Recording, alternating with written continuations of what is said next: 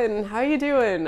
Today I'm going to be talking about an exercise hack for chronic fatigue syndrome recovery, something that completely transformed my ability to exercise with chronic fatigue syndrome, which can be such an impossible thing to do, and really launched me towards full recovery from this illness.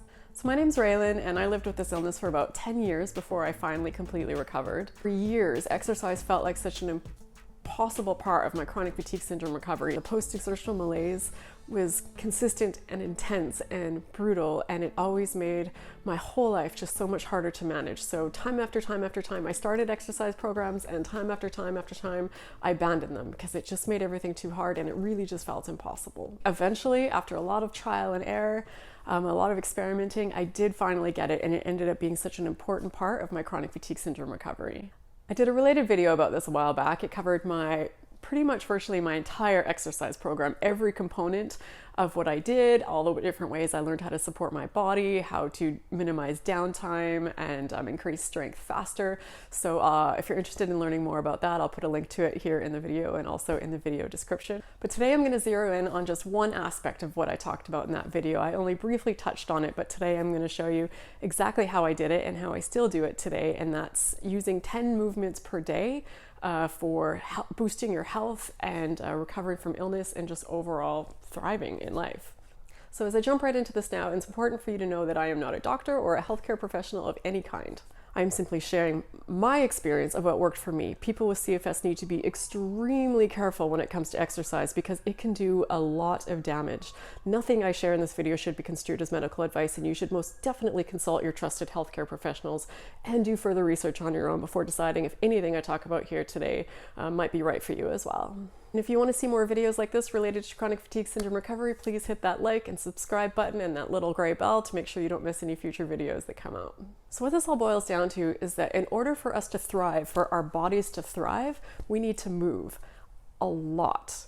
This isn't just my opinion or my experience, but this is something the experts drive home all of the time. So to understand this better, think of your physical body as a body of water, and seeing as how humans are made up of mostly water, this analogy isn't that much of a stretch. Bodies of water, when they keep moving, have a much better chance of staying healthy, but stagnant bodies of water are almost always breeding grounds for nastiness and disease. So what it comes down to is when we don't move our bodies regularly, we increase the risk of getting sick and staying sick with so many different illnesses.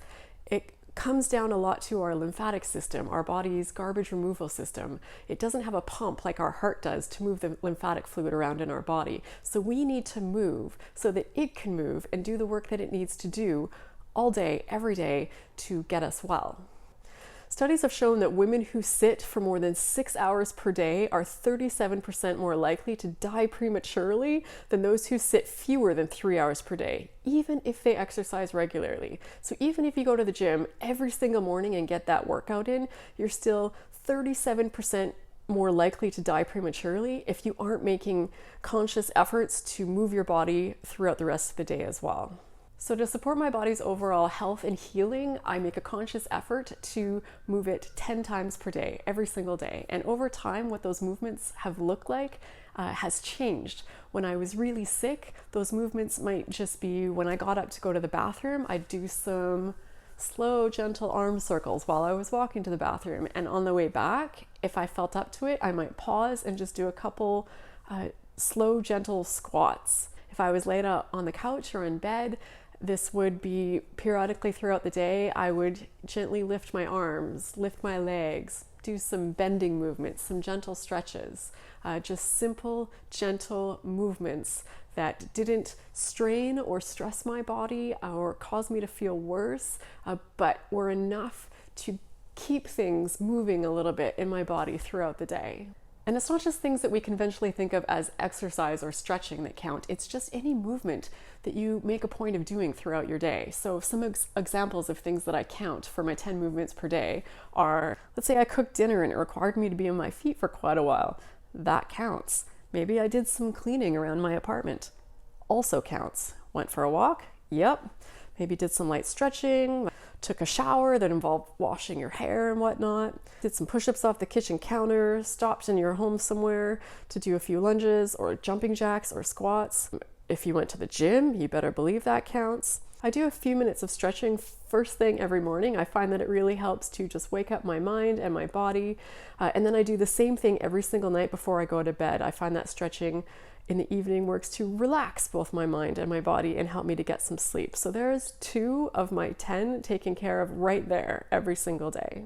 And every movement, every moving activity from your day that you do counts as 1, no matter what it is. Even if you are further along on your chronic fatigue syndrome recovery process, and maybe you're actually able to go to the gym and do some bigger workouts, you might be thinking, well, surely that must count as at least 2 from my day, maybe even 3. But no, it does not. Because the point of this aspect of the exercise program for chronic fatigue syndrome recovery is that it is all about frequency. It has nothing to do with duration. It has nothing to do with intensity. It's just about having frequent movements throughout your day so that your body can continue to heal throughout the day. And in my experience, if you're going through your day and you're looking at these 10 that you have to complete and it's feeling like too much and overwhelming and you just want to give up and be like, nope, not doing it. Today is not a day when I'm getting this done. Then what you're doing is too hard. You need to dial it back. So maybe you're trying to do some squats or some push-ups off the counter when really all you should be doing is just some gentle stretches or some arm circles or just something really, really low intensity, something that you can manage doing multiple times throughout the day. It's really important to make sure that you're not doing too much, because I can't stress this enough, because exercise can do real damage to people with chronic fatigue syndrome. So you need to be really conscious of what you're doing and pay attention to how your body is reacting. You need to talk to your doctor. You need to really do your own due diligence and make sure that you are setting yourself up with something that is actually helping you and not harming you. And if you're anything like me, the biggest obstacle that you're going to face when doing this is just remembering to do it every day, finding a way to track it and make sure you get all those 10 movements in. So in the beginning, you're going to have to devise something for yourself that is really big and kind of obnoxious and in your face, something in your home or your office or wherever you spend most of your time that you cannot ignore even if you try. I have a couple of different systems that I've used with this, and one that I started out with was using colored Post-its that I put on a table in my home, and then I moved them from one end to the other end of the table as I completed my daily movements. I did some lunges, I move one over. I cleaned my apartment, I move over another one, and so on until all 10 have been moved over. So start with something big and bright and eye-catching, and once you feel confident in this new habit that you've built, you see that you're doing it consistently every day, then you can change the system that you use a little bit and make it something a little bit smaller to track those movements. But you're always going to need a system, because I don't think there's ever going to be a point you get to where you just do those 10 things automatically every day without thinking about it. It's really about having a conscious approach to the amount of movement that you have in your life. These days I use marbles to track my movements. I keep 2 small glasses out on my kitchen, and I start the day with 10 marbles in one glass, and as the day goes on, I slowly move the marbles over one by one to the other glass until the end of the day when all of the marbles have been moved over. And you can habit stack your water consumption onto this movement tracking system that you have. So I keep a water jug next to my marbles so that I can also keep track of my water consumption every day. So I drink 1.5 of these containers of water every day. So that's about 75 ounces or approximately 2 liters, give or take, per day. All of this, whether it's about movements or exercising or water consumption, it's all about having a conscious approach to what you're doing, especially with your health, instead of just going through life hoping that you'll by chance happen to drink enough water or get enough movement in or do all the other things that you know that you need to do to thrive and be healthy. The only way to that over-the-top incredible health and life that you demand for yourself is to be uncomfortable for a bit every single day, to purposely make yourself uncomfortable, to try something new, to learn something new, to make yourself vulnerable, to move your body, to sometimes eat something you'd rather not be eating. So push yourself to have goals every single day, even if they're small. All right, that's all for today. I'm going to put a poll up on the screen, and I'd love for you to click on it and just let me know if in the future you would prefer to see more videos on exercise and chronic fatigue syndrome or videos on topics that are related to other aspects of my chronic fatigue syndrome recovery. That would really help me to tailor future videos and put out content that you actually want and is useful to you.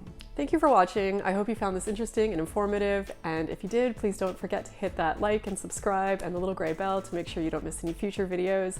And if you like this video, remember to check out my other video. I'll put a link to it on the screen here and in the description below that talks about the comprehensive exercise program that allowed me to, or was a big part of what allowed me to finally recover from chronic fatigue syndrome. So that's your follow-up video to this one, so I'll see you in that one, and keep working everyone. You have got this. Take care, guys.